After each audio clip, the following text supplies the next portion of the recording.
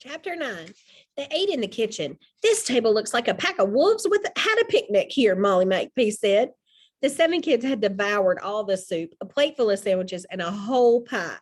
Natasha lay under the table waiting for something to fall her way. We saw wolves at the National Zoo, Dink said. The puppies look just like dog puppies. We don't have any wolves here in Virginia anymore. Really? I was sure I heard wolves when we were stuck in the van. You probably heard coyotes. My dad told me he sees coyotes around here all the time. Where is your dad? He's in the army, but he'll be home in time for Christmas.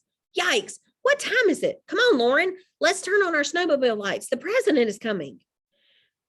Everyone put on hats, coats, and boots. Molly found a leash for Natasha. We don't want her running off again. While Tinker and Lauren started their snowmobiles, Molly found a few flashlights. Then she led the 5 kids out to a large flat area behind the house. In the summer, this is a pick-your-own strawberry field. The kids run the business, save the profits for college. Tinker and Lauren came roaring around the corner on their snowmobiles. They made a giant circle in the snow, then pulled up and parked next to their mother and the 5 kids. Let's spread out around the circle. Dink still had the flashlight he had taken from the van. Molly handed out the other flashlights, and they each took a position. 8 faces were turning toward the sky. The snowmobile lights threw their shadows into the circle. Suddenly, Natasha let out a bark. She pointed her muzzle up and began to whimper. A moment later, they all heard what Natasha had heard. It's the helicopter! Turn on the flashlights! A dark object flew in front of the moon. Tiny lights blinked on and off as the object flew lower in the sky. They see us! Everyone began waving their flashlights as the chopper came closer. Dink's hat almost blew off his head from the wind it made by the blades. Natasha began to howl. She tugged on her leash as the helicopter landed in the middle of the circle. She knows who it is, Casey said. They all stared at the black helicopter. Then a side door opened, and the President of the United States stepped out. Oh my goodness, it really is him. Casey and Natasha ran toward the president. After all the hugging was over, Casey led her stepfather over to introduce him to everyone. They shook the president's hand. He looked at Dink, Josh, and Ruth Rose. I understand you stayed with Casey and Marshall through the entire ordeal. Thank you very much. I owe you. Natasha was the real hero. She went to get help and led Tinker and Lauren right to us. Did you fly that yourself, sir? No, I brought my pilot. Jeff and I have been out looking since we found the note. What note? Your mom found it on one of the Christmas wreaths. It was a ransom note for Natasha. A little while later, we realized you and Marshall were gone too. Would you and your pilot like to come inside? The kids ate every scrap of food, but I could make coffee. That would be wonderful.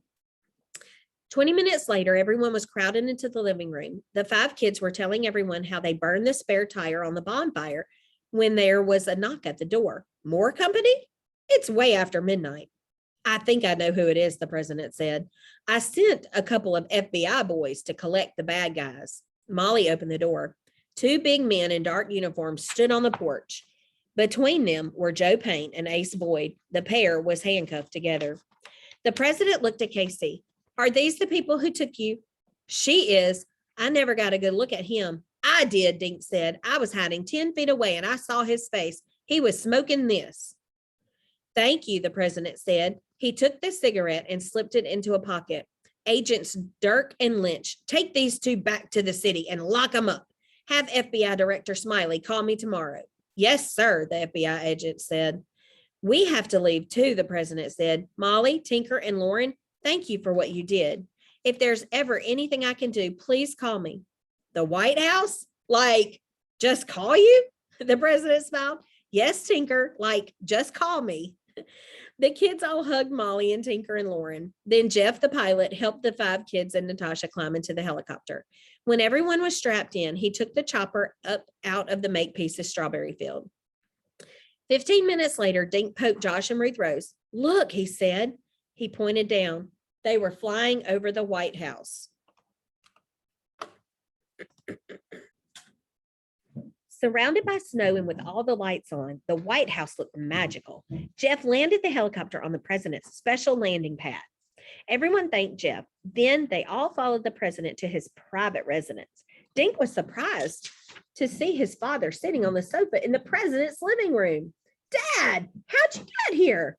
President Thornton was kind enough to send a car for me.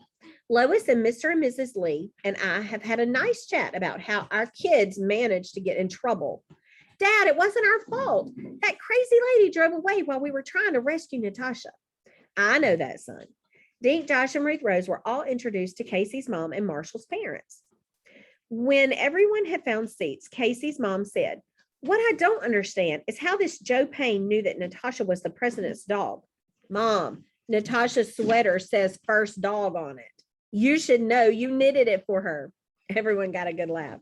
So I guess Joe Payne figured she could steal the dog and get some ransom money. And the rest of us were just along for the ride. Casey yawned. The first stepdaughter is tired. The president stood up. I think we all need to get to bed. I can't wait to get back to the hotel, Josh said. Actually, you and Dink and Marshall will be sharing Lincoln's bedroom tonight, the president said. He winked at Dink's father. We're sleeping here tonight in the White House? Yes, everyone is having a sleepover. Ruth Rose, you can share Casey's room. I brought our luggage, Dink's father told Dink, Josh, and Ruth Rose. Your pajamas and things are all ready in your rooms. Mr. Lee and I will head home. I have to be up early for work. Get some sleep and no staying up all night talking. The kids all shared a high five. Later, just as Dink was falling asleep, Josh poked him. What? I heard something funny. Josh, it's almost 2 a.m. I don't want to hear any of your lame jokes. I heard something weird. A voice out in the hall. Marshall was sleeping on the sofa. What's going on? Josh is hearing things. I'm not hearing things. Someone is out there. And I know who it is, Marshall whispered. It's Casey pulling her Lincoln's ghost joke again. I'll bet Ruth Rose put her up to it. Marshall slipped off the sofa and wrapped his sheet around himself. Get your sheets and follow me, he whispered. Marshall led the two boys to a small door behind the sofa. Where does this go? You'll see. They entered a bathroom. Marshall pointed to a tall cupboard near the bathroom. It leads to a secret passageway. He opened the cupboard, revealing a hallway at the end of another door. That goes to the main hall, he whispered. Don't let the girls see us. Marshall opened the door as quietly as he could. He stuck his head out, then motioned to Dink and Josh. The boys saw two figures covered in sheets. They were crouched outside the door of the Lincoln bedroom. Dink saw Ruth Rose's red sneakers sticking out from under one of the sheets. Let's get them, Marshall whispered. Cover up. The three boys draped the sheets over their heads, leaving room to see where they were walking. They crept up behind the girls, waving their arms like flying ghosts.